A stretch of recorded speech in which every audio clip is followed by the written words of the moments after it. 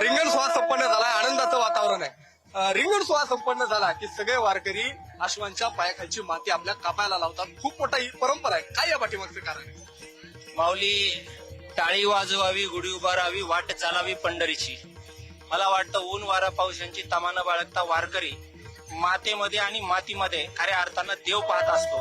आणि म्हणून मातीशी आणि मातेशी आमचं जे नातं आहे ते सदैवपणे घोडा ज्यावेळेस फिरत असतो त्यावेळेस त्या घोड्याच्या प्रत्येक पावलाच्या पाठीमाग तुकोबाराय आणि ज्ञानोबाराय आणि विठ्ठल आमचा जातोय आणि त्यामध्ये आम्ही विठ्ठल पाहतोय। आणि म्हणून विठ्ठल लावत असताना त्या घोड्याला विठ्ठल समजून त्याच्या खाली माती घेऊन आम्ही कपाळाला लावतो। आणि ती माती कपाळाला लावल्याच्या नंतर आम्हाला 12 महिने गावाकडे गेल्यानंतर एक अंतःकरणामध्ये पांडुरंगाच्या पायाखाली माती आमच्या कपाळाला आहे ही भावना त्याच्या अंतःकरणामध्ये असते। प्रत्येक वारकऱ्यामध्ये माझे माऊली माझे तुकोबाराय आहेत ही आमची भावना आहे।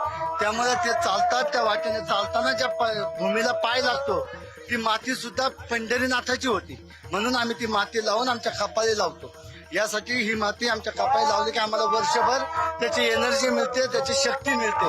त्याच्यावरती आम्ही ज्या दिवशी वारणी पूर्ण होते त्या दिवसापासून शेवटपर्यंत आम्ही पुढच्या वारीची वाट पाहत असतो। एका अश्वावरती सेवक स्वार असतो तर एका अश्वावरती स्वतः जगद्गुरु संत तुकोबाराय स्वार असतात। आणि म्हणून अश्वाच्या पायाखाली आलेली माती हे सगळे वारकरी आपल्या कपाळावरती लावतात आणि साक्षात पंढरी या ठिकाणी उभी राहते असं दृश्य या ठिकाणी निर्माण होतं। रिंगण सोहळा जरी संपला तरी मातीचा गंध वर्षभर या वारकऱ्यांच्या कपाई त्या ठिकाणी राहतो आणि साक्षात माती कपाईला लावणं म्हणजे पांडुरंगाचा आशीर्वादच आपल्या सोबत आहे ही श्रद्धा त्या प्रत्येक वारकऱ्याच्या मनामध्ये पाहायला मिळते। कॅमेरा पर्सन सतीश कदम यांच्यासह जगताप, पुढारी न्यूज, इंदापूर।